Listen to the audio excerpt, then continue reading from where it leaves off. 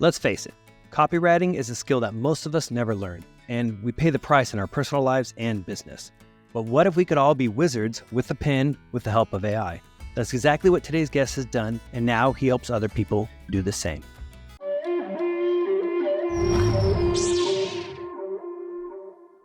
Our guest today is Luke Matthews, who is the founder of the newsletter with no name, love the name, and has spent the last 4 years scaling brands on LinkedIn and beyond via his ghostwriting services for CEOs, influencers, and tech companies. In the last year, he has dove headfirst into taming AI so it can be a companion for you and me as we attempt to hone our own copywriting skills with the help of AI. Keep watching to hear about his strategies and tools that Luke has been using. Welcome, Luke. Thanks for having me on, guys. Welcome. It's such a pleasure. It feels like we already know you, but now we can actually say we know Luke. I like podcasts for this because I don't have a lot of conversations to be on. I just hide in my room and write words and play with AI. So when I actually get on a call like this, I get to chat with people. This is great. That's good. Well, the fact that you say you hide in your rooms, and maybe I'm stereotyping here, but the first question I actually have for you maybe tells us where you spend a bit of your time. But I'm curious here. I dove deep into your LinkedIn profile, which is only full of truths, obviously. But it mentions that you're a part-time wizard at Hogwarts.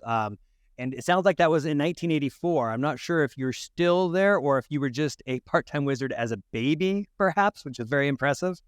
Yeah, it's a sketchy backstory. Like any good social media person, you need a backstory that is partially believable and makes people question whether they should trust you or not. So I just leaned into it. I love it. It's good. I have something very few people ever point out on my LinkedIn, because people don't really actually seem to read them sometimes, which is amazing. I have one, I forget the year, but there was a year where Time Magazine named basically everyone as Person of the Year. I forget because it was social media or whatever. So I claim my Time Magazine Person of the Year during that year. And nobody ever says anything. I get very sad about, What year was that? Because I don't remember. I'll have to look at it and see. It's in my profile. Yeah. It's hard. Actually, I don't even read your profile. Yeah, I know. I also have Amazon MBA in there too, because I'm like, I've read enough books. I deserve an MBA from there. Thank you. Just put it in there. Why not? Yeah, right. I like to test my audience like that as well. I do that in posts though. I'll misspell things and say something blatantly untrue just to see if people read, and they don't. It's sad. That's hilarious. Well, I think it only matches though, like when you do that stuff. And I have to share this real quick. Like, I don't know, maybe I don't, maybe Disney will get mad. Art and I used to work there, and we introduced something called the Exotic QC, because back in the day when we were working on it was a movie Apocalypto, which Mel Gibson love that movie. Oh, gotcha. Okay, great. So he directed that, and he's known for his practical jokes, on set, other things like that he would do. And in that movie, they had all these little single frames that you only catch, which if you do like a frame by frame QC, which is why we call it exotic frame QC. So in some sequences, like when there were the heads on spikes, he put a cigar in somebody's mouth, or when there was a person, the pit full of bodies, one of the guys in one shot was dressed like Waldo. And like, I love that, kind of humor. So, and I think as I look at, you embedding those within your own, it speaks a lot to your style in LinkedIn, which I really appreciate. And you probably, I think you have, I don't know if you designated yourself or somebody else did, but this, is it the king of memes? I mean, I'll claim it. I don't think I call myself that, but sure, why not? That's good. But I love it. You seem to be one of those few individuals who will take, everybody feels like they're serious often in these things, and you bring this the sense of humor to it, while at the same time hitting hard with, the knowledge and thoughts. And I'm curious, has that always been your style, or have you embraced it more for whatever reason on LinkedIn? So I definitely started doing it when I moved to LinkedIn. I actually started out on social media back on Instagram in 2016, kind of where I got started. I was a construction guy prior to that. So I built a side hustle on Instagram with my partner at the time. And we actually did it in a completely different niche than I do now. It was in sustainable fashion, very eco-conscious fashion and ethical fashion and all that. So for 4 years, basically, it was just like advertising. We would get sent clothes, take pictures, and do high-quality content. And I would write the posts and do all the algorithm stuff. But I really didn't share anything personal, anything funny. It was more just, hey, send us your stuff. I'll write a commercial. We'll post it. that's it. And for whatever reason, I joined LinkedIn that year, and I went, you know what? I'm kind of tired of doing this buttoned up thing. I'm just going to write whatever I want and see what happens, because I didn't really need anything from LinkedIn. And it kind of worked. That was in early 2020, and I started blowing up, and people really enjoyed it. You know, I wrote stuff about pizza and how much I hated bacon, and I would host meme contests, and just ridiculous for LinkedIn. Like, didn't belong on LinkedIn, and I think for that reason, it worked for me. I love it. That's awesome. Are you still doing anything on Instagram, or is it mainly LinkedIn for it? No, I gave up Instagram during COVID. It actually shut down a lot of the small fashion labels that we worked with. There were a lot of small brands all over the world, and the supply chains got cut for about 2 to 3 months there in the beginning of COVID, and it killed probably 50% of those companies, and the influencer market just dried up. So it was actually perfect timing for me. I had pivoted to LinkedIn just a couple months prior, and so I kind of got lucky. I know you mentioned writing, I think some of the copy and stuff over there. Is that where you refined your skills, or did you have copywriting skills prior? Yeah, that's basically where I learned to write copy. I was actually a horrific student in school, didn't go to college, no university, terrible at English. So I didn't actually know that I could write, and I learned how for Instagram. So we would do a blog post for each brand that we worked with, plus the Instagram captions. So that's kind of where I learned hook writing, how to get people's interest, how to write for brands, that kind of a thing. And then on LinkedIn, it became more personal. So like I said, I started out writing for mostly brands and companies. And then LinkedIn is where I got into ghost writing and writing for other people and more personal style content. How do you find that balance when you're writing other people? Do they like that you bring your humor? Or do you say, oh, nope, this is my style, this is their style? It's very separate. So it depends on the client. For example, now I work mostly with AI startups and companies, and they don't have any humor. It's straight-laced information, driving traffic, prompts, very just intelligent content. Whereas obviously what I do, I have some of that, but I also have a lot of chaos and just random stuff. So I've written for a bunch of different industries over the 4 years that I've been on LinkedIn. But the last year, funny enough, most of my clients, there's no humor, there's no personality. It's strictly just, Luke, write about the industry, get us newsletter signups, get us leads, and we don't need a soul. We need nothing. We just want to make money. So Is that hard for you, or is it? No. Okay, I wasn't sure if you write and you're like, give it to AI and say, now take all of the humor out. No, I mean, I do that as well. I do use AI for client writing, and that is a prompt that I've used actually to put it in. But it's actually not hard. It's just, I like to look at, my tagline used to be, I have 99 personalities and a ghostwriter is one. I remember that. And that was my favorite. It was so sad to cut that headline, but I had to go a little more professional, and that was very like humor driven. And I needed to level up and attract like a higher quality client. So I had to cut it, but I loved it. But I applied that to ghostwriting. It's really just, hey, who is this client? What is the tone that I need to adapt? And kind of like acting, I guess, you just become the role and accept, hey, this is what I'm being paid for. I'm just going to do it. Did you have any acting experience in your background, by the way? Just curious. No acting experience, no. Some of my cousins are actually in LA, and they've done reality TV and done some acting, but I never got into it. I didn't have the patience to wait and do all the games. I'm not good at posturing and playing the games, so that's fine. Again, I could see that in your style, which I appreciate. I'm curious, do you think more people, when it comes to copywriting as a skill, if it should be more of a part of everybody's, toolkit, especially because whether we're talking business or whether we're talking about just, LinkedIn's a mixture of business, and although sometimes it feels like it's only business trying to sell us stuff, but there's business and there's people seeking jobs, kind of its original purpose it was built for. Do you think more people should have sort of an underlying fundamental understanding of copywriting, or do you think it's only for those who really want to focus on that specific area? I think it doesn't hurt in this day and age. if you look at all the tech layoffs, even in the last 2 years, it's a pretty tough time to rely on employment. I feel like it's safer to build your own side hustle and your own thing. And if you're going to do that, you need to learn how to copyright. No matter what you choose, you're going to have to put words on your website. If you're marketing yourself, whether it's paid or organic, you're going to have to know how to, attract an audience and write words that makes them care. So I think it's worth it. But I think most people don't have the time to really learn copywriting, which is why I love AI, because if you learn AI, you can skip a lot of the steps that someone like me had to put in. I've put thousands of hours into copywriting. Not to say you can write at my level, but you can get pretty darn close with AI, which I think is awesome and scary at the same time. So I kind of tell people, hey, I would invest in it just enough to understand the principles of what works, and then just learn AI, because you can save a ton of time with that.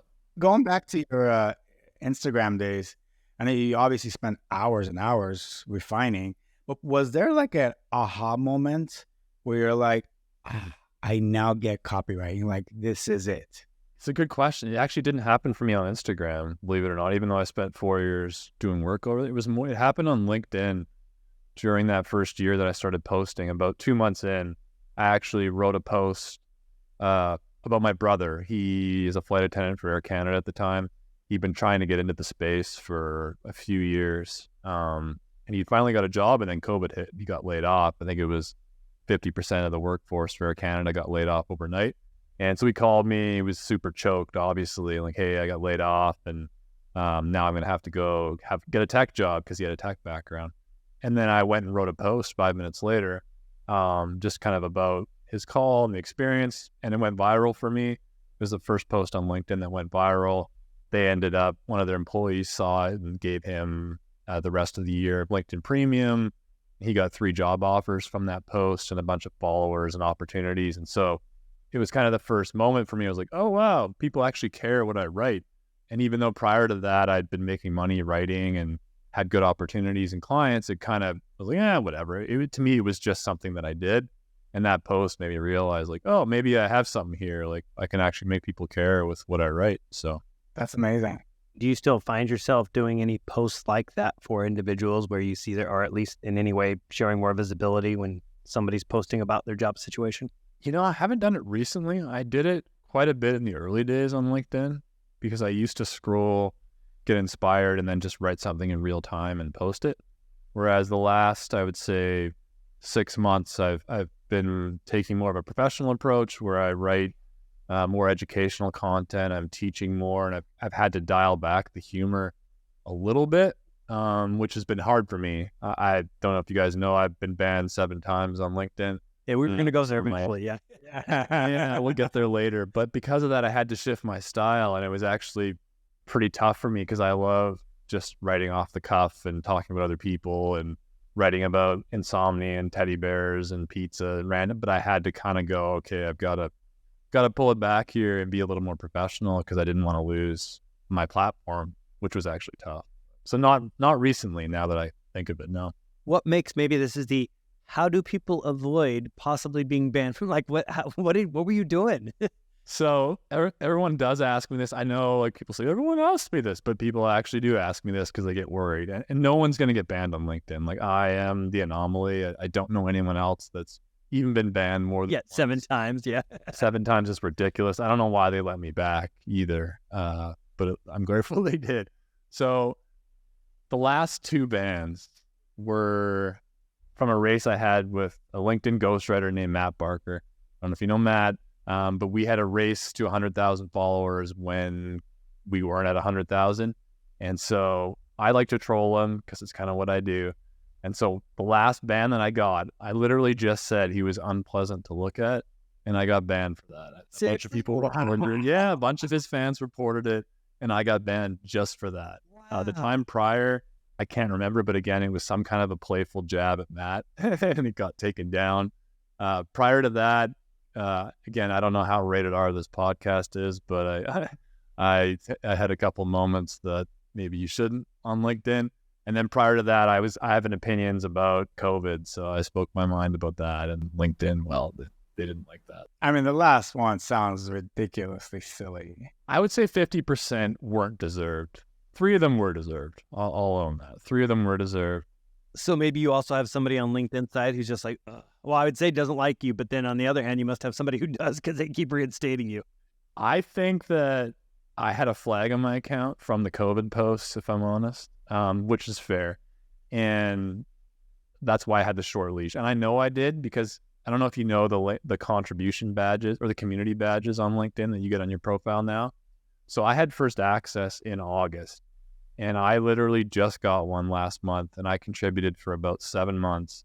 And every single comment I left would get 100 likes. And I know people that got them within 3 hours. And it took me 6 months, 7 months of doing it before I finally got it approved. And I think what happened is I had the flag on my account. And then by the end, they're like, okay, let's just give it to this guy so he stops with these. Because I would get ridiculous comments. They were always like, not real answers. I would just make weird stuff up at night when I couldn't sleep. And I think they got tired of it, so they just gave it to me. That's funny. So now, when was the last time you were banned?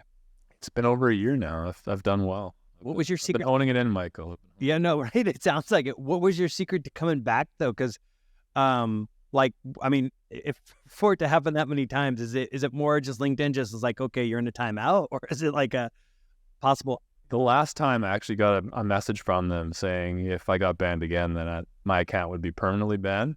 So that's why I actually quit posting for about 3 months. I was like, well, I don't know what to do here. My style is edgy. That's the brand that I've built. That's what people enjoy reading from me. And so I went, well, I can't get banned. This is my business. So I literally stopped posting, focused on client delivery. And you've actually already had her on the podcast. Lara Acosta was my friend at the time. And she kept bugging me like, hey, when are you coming back?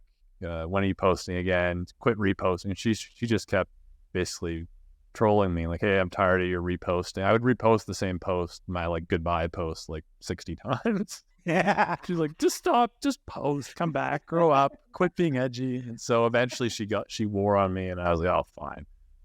And I met her and another copywriter named Jasmine Alec in Bosnia, and kind of like hanging around with them helped me come back.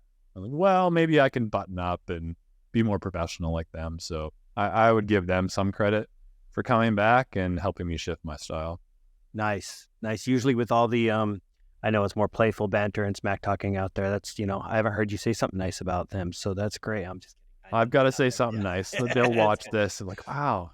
Yeah. Can be nice. We're going to leave some time at the What end. have you done with Luke? Yeah, Where is he? We'll leave some time at the end for the bad mouthing here. We want to put a compilation together about what each of you say about, Okay, good. I'm curious too, because when have you been on, I guess, X at all? X sounds like it would probably be more open to whoever you wanted to be. Yeah, I tried out X for a while. I have a decent following there, but I also quit there too, not because I got banned.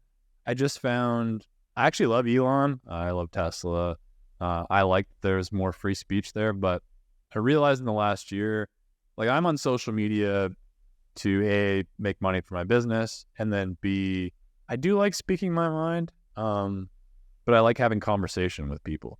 And I just found that X, for me, wasn't really that. It's just a lot of people hanging out and yelling at each other, talking politics. Got it. Okay. I don't care about politics. I actually have zero opinion on the left and the right and all this stuff. And whenever I log in, that's all I saw was the news. And I just don't really care about the news. So that was my main driver to go, I don't care about the news. I don't want to be an X. And then B, in my space in copywriting, X is pretty corrupt. Like it's just ruled by bots and people buying engagement. And I just get frustrated when I log in and I see that, and I want to burn it all down. And I was like, well, I need to focus on business and not make more enemies. So let's just not log into X anymore. So that's what I did. That's fair. Would you say you are more of your, and I say yourself, not that you're, handcuffed in that, you are still yourself on LinkedIn, but would you say that you lean more towards that person that might get banned within your newsletter? Yes. So I've recently actually really been enjoying my newsletter and started opening up again. When I first started it, I again treated it more professionally, focused on AI content, LinkedIn growth content, business content. But as I've gone on, I'm still doing that, but I've started each newsletter kind of with just a random thought that I've had about the week or from my life or my years in business. And I've had way more response from people when I'm doing that versus the educational content. So I've been enjoying kind of just writing whatever I want again on the newsletter, which I think is awesome. So I'm going to be leaning into that a lot more the rest of the year. And like you said, I find that I can be more myself there, and there's actually more rich conversations. Like I'm having some great back and forth by email of all places with people just sharing their stories and things they've been through that I know they wouldn't on a LinkedIn or an X or even in DMs. So that's been really cool. I like that.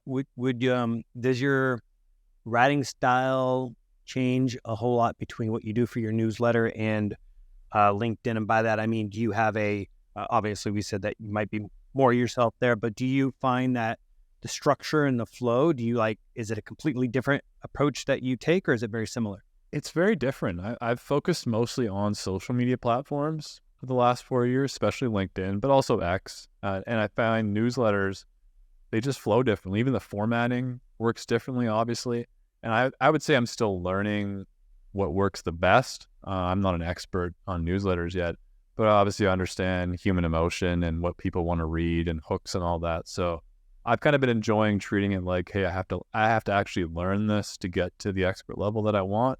Whereas I feel like on LinkedIn, I know the game, I know what works. It's not very new anymore. I just kind of go through the motions and do my stuff. Whereas on the newsletter, it's like, wow, I actually have to learn what is good formatting for a newsletter. What do people want to read?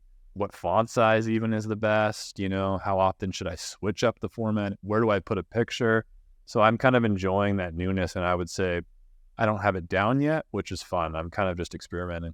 What provider do you use for your newsletter? So I'm using two. This is also what I'm figuring out. So I have my Write with AI newsletter on Beehive, which is great. Beehive also lets you kind of have a blog at the same time. So every newsletter that I write turns into a blog on the internet, which is awesome. I'm also using Go High Level, which I have lead magnets set up on Gumroad that get quite a few downloads. And so I have automation sending everyone that signs up on Gumroad to Go High Level, and the same thing on Beehive. And then I also use another lead magnet service called Distribute on my LinkedIn post. So all three are kind of going to the Go High Level one, which is more focused on driving traffic to a course that I'm writing and products and sales. So they're kind of like, hey, this one's just straight value, AI stuff, stories. And the Go High Level one is basically, hey, I'm selling to you. And if you hate it, just go to the other newsletter. Okay. So the other lead magnets that you have coming in there, like Gumroad, and what was the other one you mentioned? I used a tool called Distribute. It's an AI tool, a landing page. So in those cases, how come you don't just build those out and Go High Level? Did you just have them existing before? Yeah, I had them existing before. And like Go High Level is kind of one of those all-in-one tools. So it's great. It's a great cost saver. It cut out Calendly for me, Zapier, Asana, and it's basically an all-in-one CRM tool.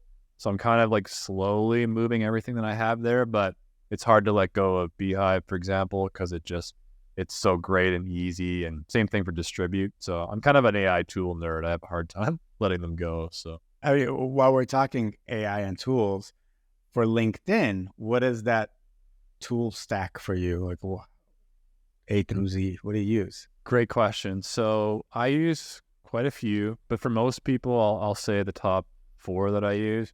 I still use GPT. It's, in my opinion, still the king. So I use that for writing. I also love Perplexity. So Perplexity is basically the Google now of the AI world. I think it's better than Google, so I tell everyone to use it. It's awesome for going in, asking a question, scrapes the internet and social media in real time and gives you a bunch of articles and answers. So I love it for content writing. It just gives me a bunch of inspo super fast. As opposed to Google, we know the first page is all promotions and whoever has the biggest budget wins Google.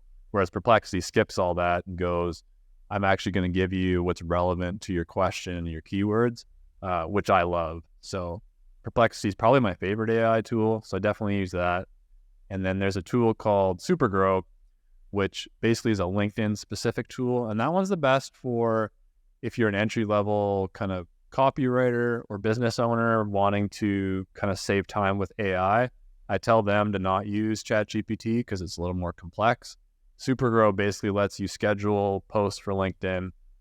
It also gives you the formatting options so you can see posts, preview of posts on mobile and desktop. It also basically has all the AI tools ability as well. So you can prompt words to get content. You can reformat posts with AI. You can make carousels with AI. So it's a really great tool for anyone looking to save time and doesn't really want to figure out like, how do I do these long prompts with GPT and figure all this stuff out. So those 3 are probably my top 3. And is it GPT 4 or is 3.5 okay? You need 4. If you can't afford 4, in my opinion, I wouldn't even bother with GPT right now. at least for AI writing. Like if you want to write AI content, you need GPT-4. If not, I would go use Supergrow. A lot of people like Claude. I don't like Claude because it censors me, and I just don't like being censored. It bugs me. Which we've learned. Yeah. Yeah. It's a trigger for me, Michael. Yeah. And nothing in, because actually, I don't know if this is correct or not, but this is what I think I picked up somewhere, that if you do leverage being what's being called, which is, I think, Copilot. and doesn't that have ChatGPT 4 in it? So it's It like does. next to get to the Copilot's great too. I haven't used it a lot recently. I used it a ton last year when I was first starting out with AI, and for whatever reason, I got away from it. But yeah, Copilot works great as well. Okay. Yeah. Interesting. Again, I haven't attempted it too much there. I did. I admit I've gone back and forth between 4 and 3.5 because I'm like, why am I not getting answers? But it's probably the quality of my prompt. It is. It is. I mean, Copilot works well. To be honest, I moved away from it simply because content. When you mention ChatGPT for about 6 months, your post would go to the moon on LinkedIn. So, well, I'd better just figure out GPT and post about it. Okay. Yeah, it makes sense. It's interesting.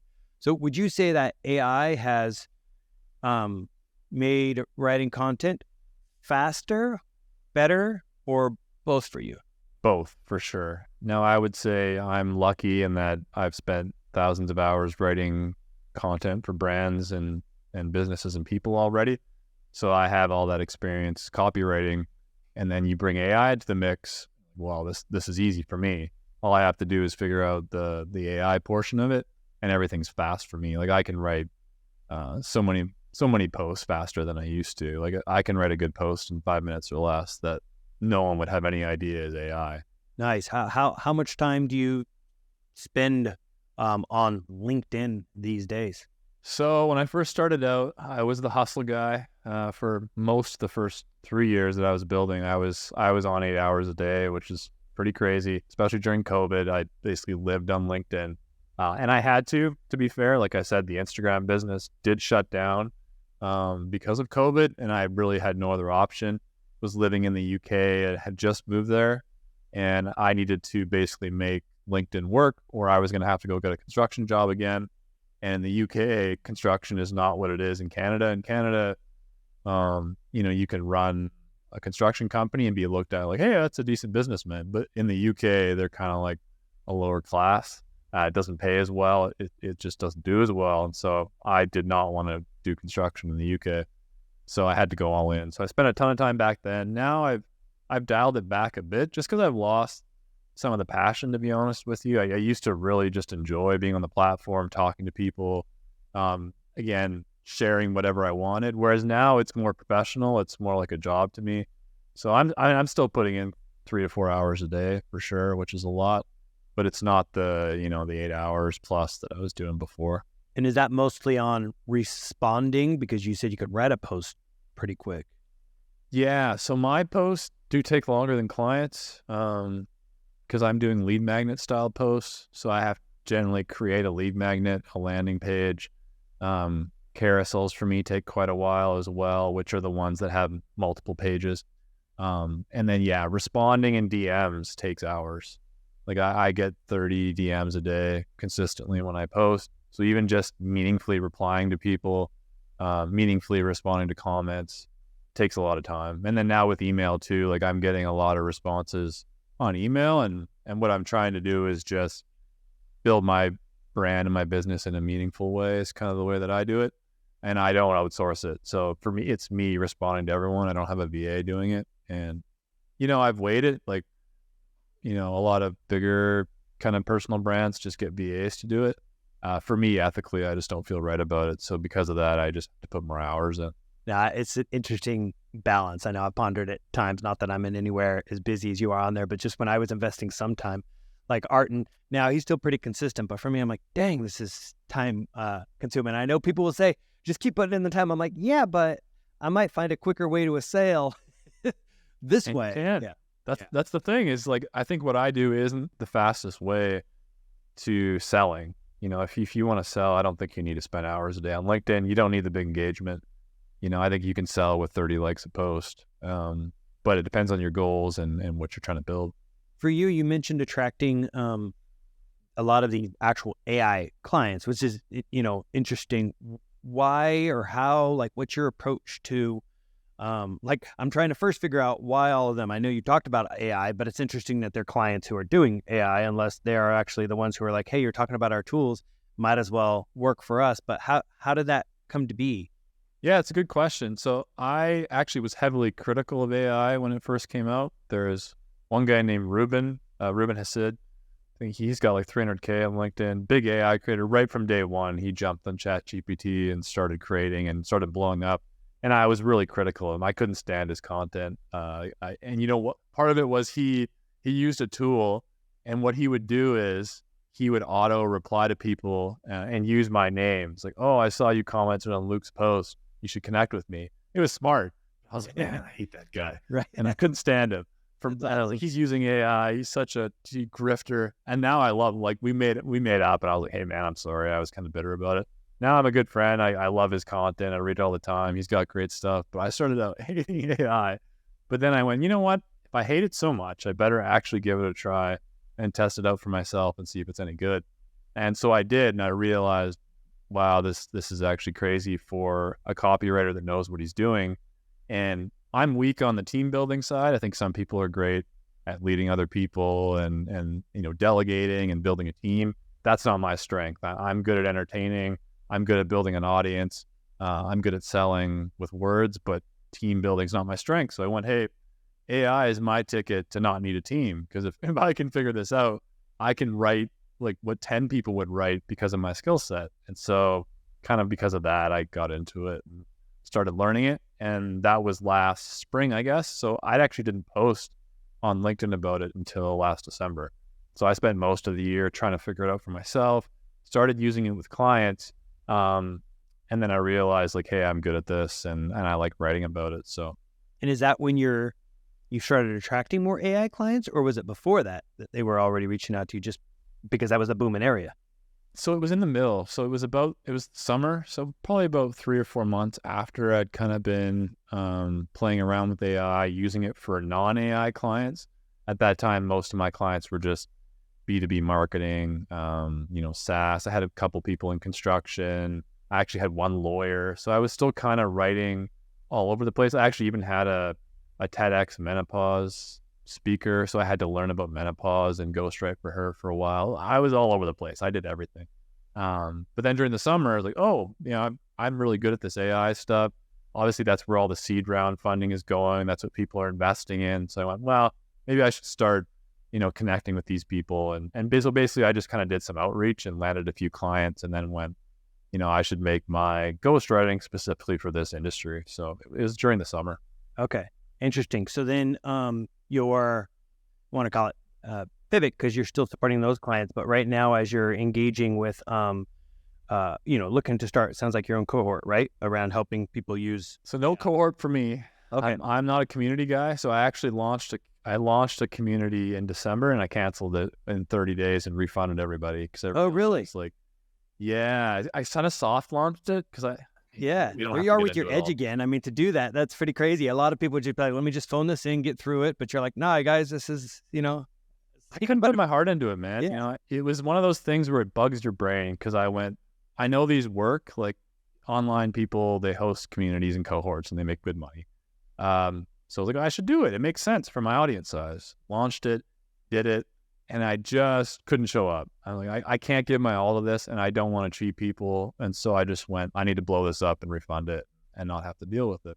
So I did that. So I'm not doing a community. I'm actually just doing a course. So again, my strength is more educating, and I know the topic. I know how to write with AI. I've done it for clients. I've done it for myself for a while. And I've done ghostwriting for 4 years. So I'm leaning more on, hey, I'm giving you a course that'll help you not have to pay a guy like me if you can learn it. And that's kind of the goal with the course. Nice. And are you offering any community component to it?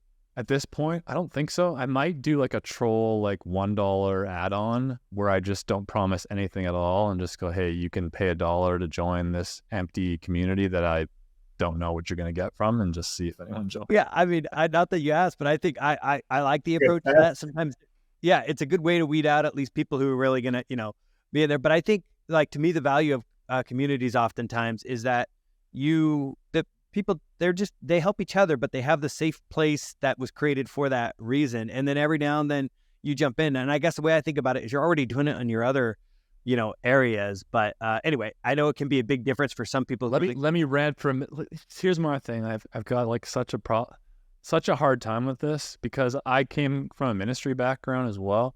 And so I've just found in my life, I'm 39 now, like whenever you mix community and money, things just get really messy to me. And I just think a good community like should be free, because I think that top-down hierarchy communities, they just get corrupt. And I have super strong opinions about all this, but I honestly just think it's mostly a rinse money grab from people that have big audiences, and you can't blame them.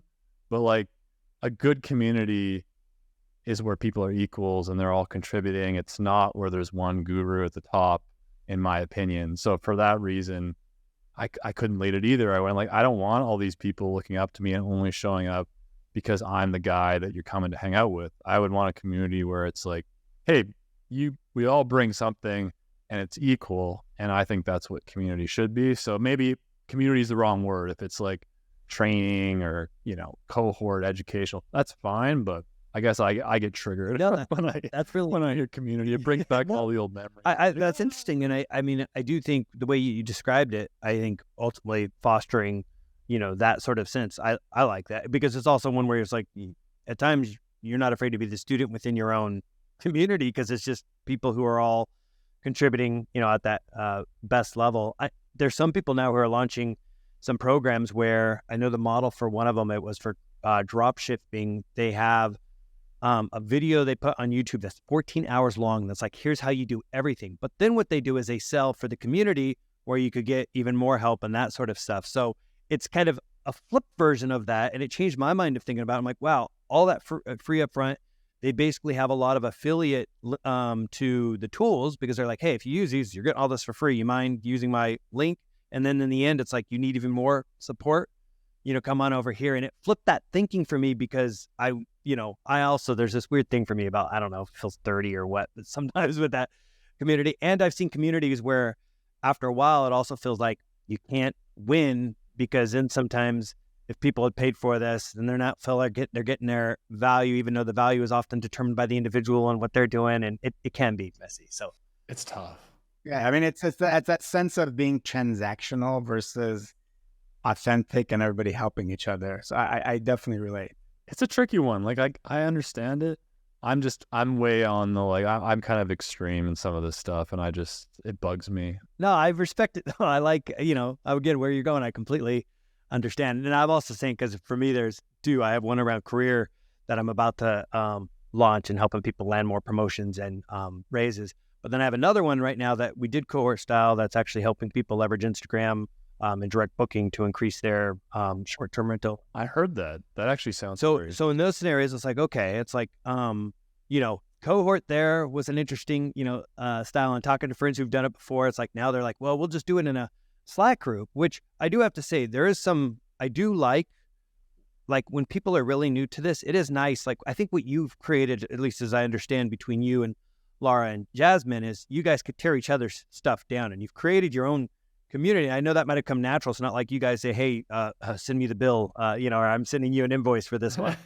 And I think just sometimes that's hard for some people to build. So when I was in a mastermind, even around short-term rentals, it was so great to, I don't know, I don't, maybe I'm awkward, whatever it is, but it helps to get past that initial piece, because you have the set of friendships that you could grow that with. So it's an interesting other aspect.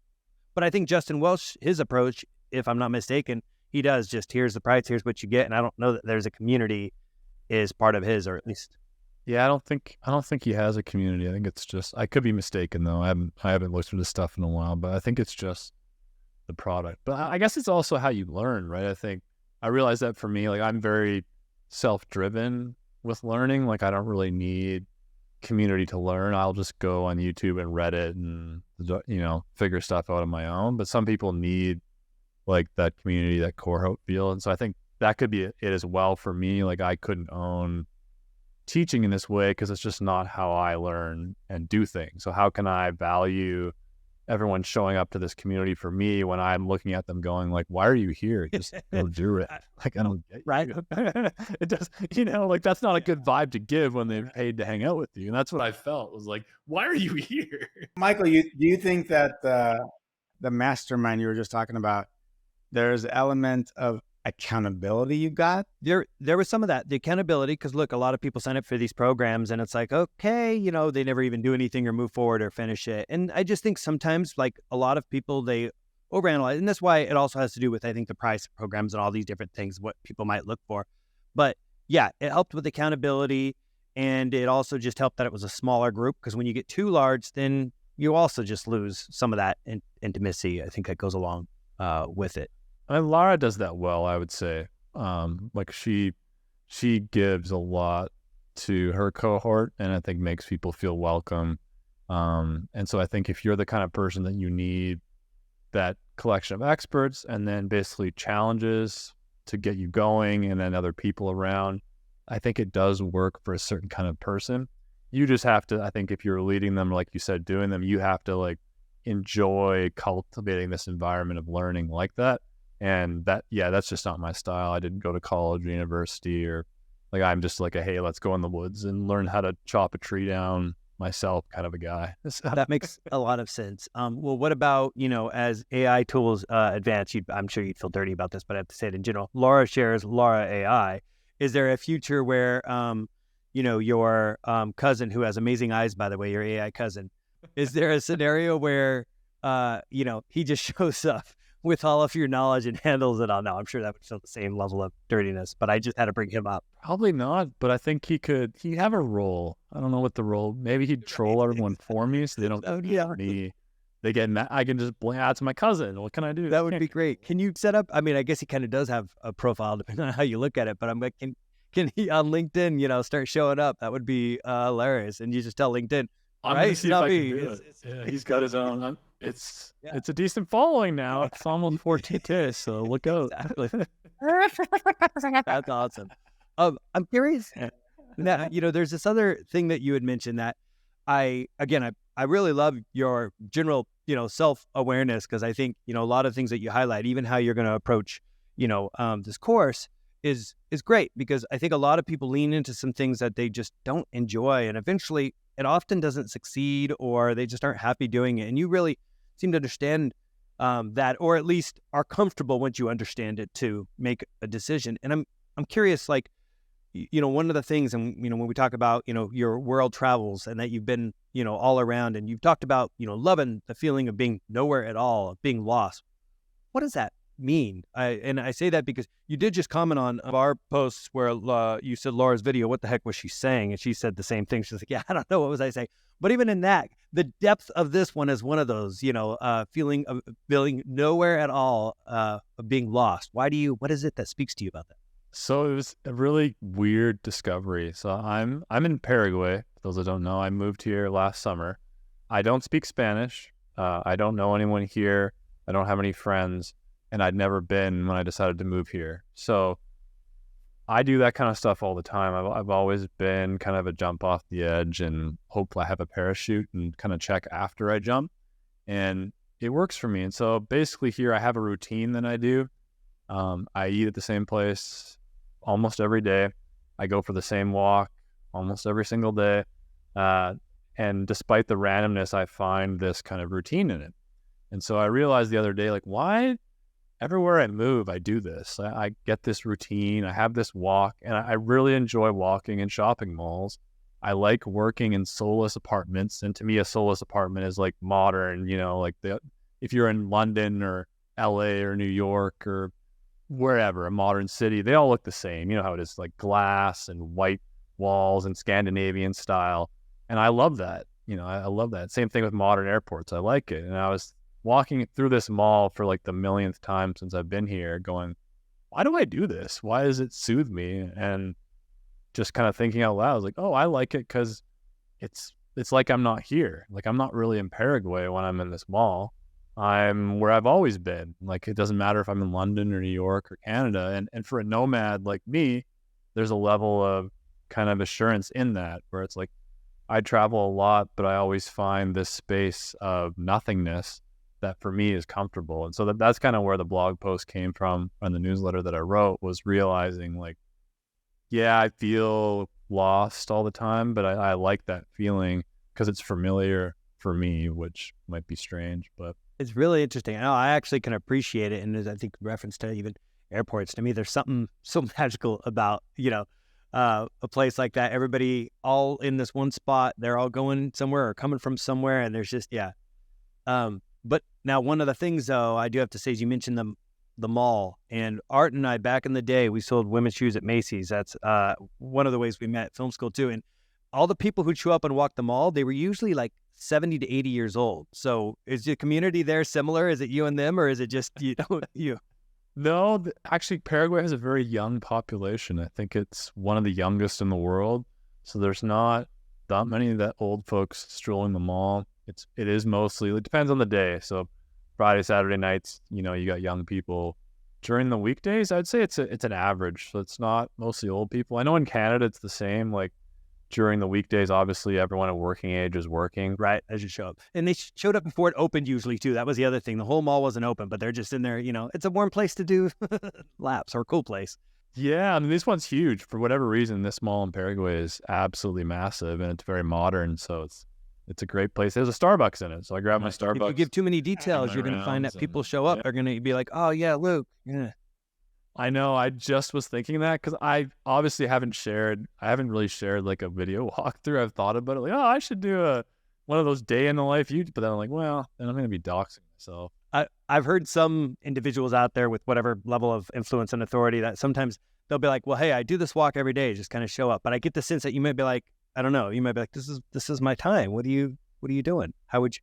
Well, and that's the thing. It's weird. People have asked me because I was very open before on LinkedIn. The first 3 years, I would share everything. I would drink, like I did live streams drunk all the time. In my camper van in the Scottish Highlands, I was just in some field drinking my whiskey on a live stream, talking life. And I was very open. Like I did everything. And then the last year, I've kind of gone the opposite, where it's been mostly educational.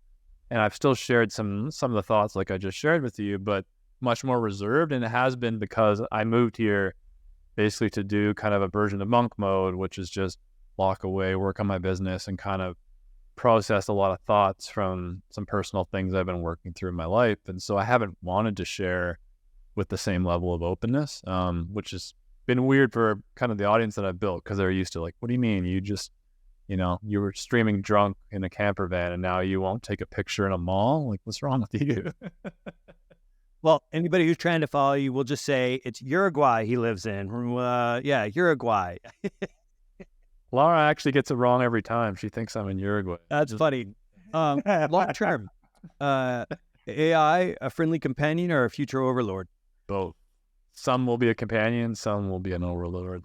When I talk to ChatGPT, I'm usually like, thank you, please, or you did awesome. I'm just, yeah, right.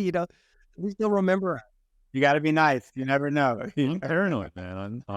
Hey, look, Hollywood, to me, they predict the future. So they've been writing these robot takeover movies for a long time. And I've seen too many conspiracy theories. I know. Especially The Simpsons. They get it right on. Yeah, it is crazy. The Simpsons and Family Guy, they tell the future. Curious, looking back for you, is there a mistake that you made early on that you think other entrepreneurs could learn from? Good question. Maybe don't get banned 7 times on the place that makes all your income. But it's worked out, so it's hard to give that advice, right? Yeah, it's true. I actually wouldn't say that because living on the edge kind of is what built my audience. But I actually always have a tough time with this question because I wrestle with what I've learned or what I haven't, and I know that I wouldn't have listened to myself anyways. So I'm not the best person at giving that advice because I'm like, well, I wouldn't have listened to me. So why are you going to listen to me? What is there to learn? You decide what to learn. I don't know what to tell you. Like, let's face it, I have troubles ever thinking that you could work for somebody else. I mean, don't get me wrong, customers, sure. But, and I know there's a lot of people out there who would love that same thing, or at least they think, they would. That could be a whole nother question. But any advice for anybody who's like thinking about it, but they're scared? Yes. So like I said, I have a construction background before I switched to social media. So I spent my teens, 20s, and early 30s basically in construction, and then I had some time in ministry. So construction, I still worked for myself. It was contracting. So you're right in that I would be an awful employee. I just can't do it. And I knew that. So I knew like, hey, I have to make working for myself work, or I'm going to be homeless essentially, because I just can't do that. So I had no choice. So the classic Goggins burn the boats thing, I think you have to do the same thing if you're wanting to get more freedom and build something online. All the tools are there, all the cohorts, communities, YouTube videos, it's all there. And the opportunities, especially in AI, there's so much money in it. I think anyone can do it. It's just, it comes down to desire and motivation and what you're willing to cut, like, are you willing to save up some, if you're young in your 20s or whatever, or 30s, who cares? Are you willing to go, well, maybe I need to move to my own Paraguay where I don't know anybody at all and literally just focus on making this work? Can I do it? Am I willing to test myself? I think people have lost that willingness to test themselves and put themselves in a spot where you either win or you lose. Now, not everyone can do that, but I think if you don't have family commitments or you don't have a lot of debt, what are you willing to do to find out if you can make it or not? So my advice would be do that. Put yourself in a spot where you have no choice but to win. That's what worked for me on LinkedIn. I had no choice but to win because I didn't want to go work in the UK for £10 an hour. So I had to win. And I always, it's great advice because I find that to be so true, because when your back is against the wall, you somehow tend to figure it out. Yeah, if you're in your comfortable zone all the time, there isn't that pressure or need or urgency to figure it out. So you just go along with the flow. But as soon as your back is against the wall, you seem to do magical things. I agree. I think it never stops. It's interesting. Like, I've been challenging myself lately because I built a pretty decent sized ghostwriting business, and I want to try something different. I need to do my own course or community or something. I tried the community, realized it wasn't for me. And like, well, I need to do this course. And I've kind of been dilly-dallying on it. Like, I got work, whatever. I've got, I get enough work. I got sponsored posts. I'm making good money. Why should I care? Why get this done? And so the last month I went, well, I need to cut some clients or I'm not going to get this done. So I just started giving clients to my friends. I fired a few because I knew and now I'm in the position where if I don't do a good job with this and get this done, I'm going to have to go build my agency again because I've given clients away and cut people. And so I don't think it ever stops really if you want to keep growing and going to the next level and pushing yourself. And I think that's where most people lose. They're not willing to sacrifice and put themselves in a spot where they have to win. Makes sense. And I think as people progress in their career, sometimes it becomes harder because they get used to a certain thing in lifestyle too. I think your name of your book is what you eventually write in the future, finding your Paraguay. That could be good. I want to write about dark energy. I have this real relationship with kind of darkness and dark energy. And so I want to, when I write a book, I want to write about that because I've used a lot of negativity that people would say, oh, don't be negative. Don't talk, don't troll people. Don't confront people. Don't be negative. Even my whole addiction battle with alcohol and some of the things I've been through, I've found there's real power in dark energy. I think the jersey behind you would speak to that too, like Kobe and the Mamba mindset. I think using whatever you can to win. So I want to write my book kind of based on that. Yeah, I love it. Art and I, recently, there was a book I had kind of a concept, not quite to the level of what you said, but it was a piece of the book. And that we found fascinating because oftentimes people are too much find your why. What's this? No, sometimes it's actually find your enemy. And this was called Choose Your Enemies Wisely. But what you just described there, it's I want to read that. That sounds cool. Maybe if it's not on the horizon for you soon, maybe you start cheating by just having a newsletter each week and then you just compile that all in the end and there's your book. I love that idea. That's good. Maybe we should trick him, hire him as a ghostwriter to write that book for us. And then we just flip it and say, you just wrote the book. That one is your style. But That's a great idea, though. When's this course coming? Is there an actual date yet, or are you? There is a date, yeah. So I actually did get a landing page out. So I've got a wait list and everything. It's coming out on the 14th of May. So about a month away.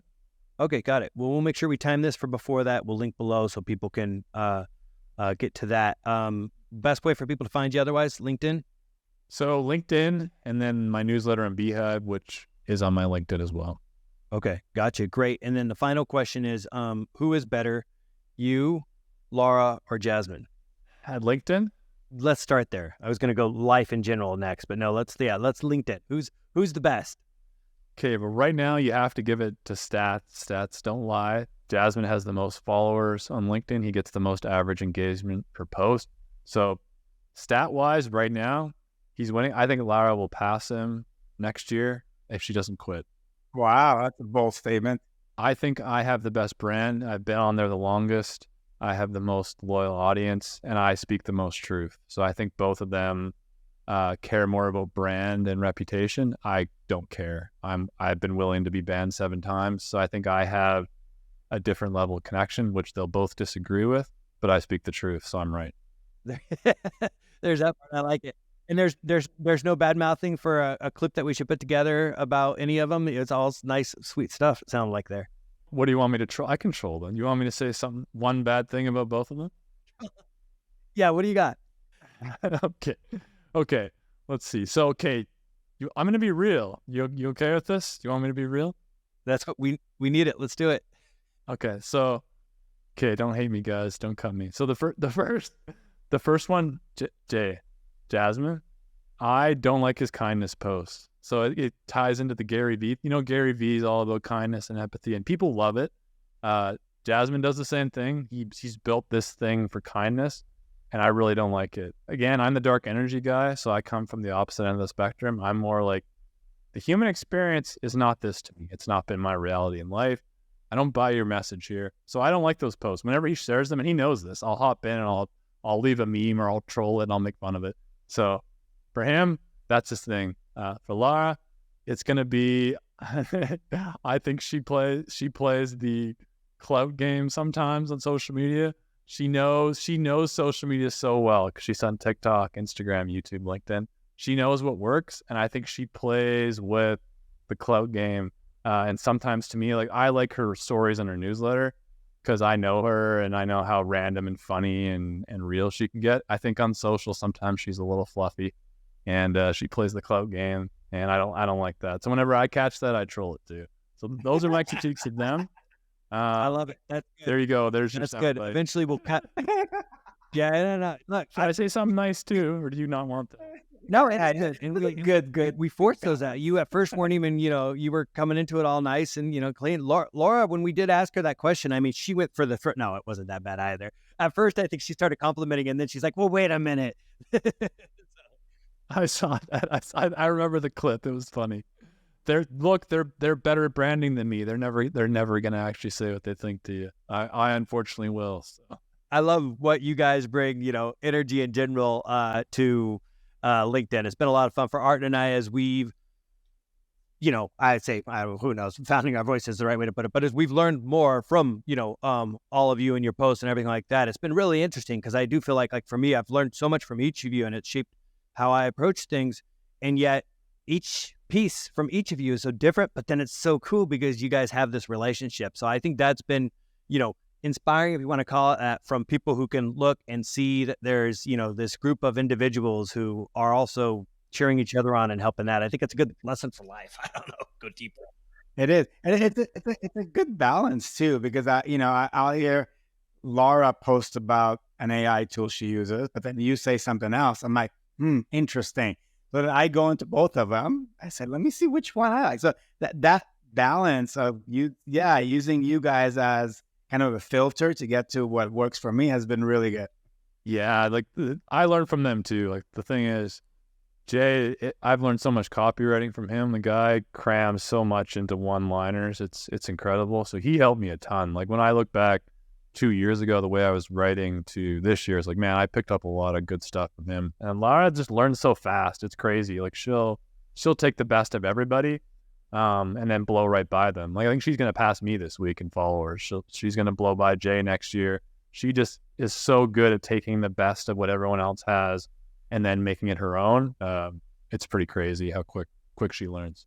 We loved having you on and again, appreciate knowledge you dropped here, but in general, what you always drop for folks, and looking forward to your course as that drops, and especially as I heard some more of the details around it, hearing kind of your approach to that. So very exciting.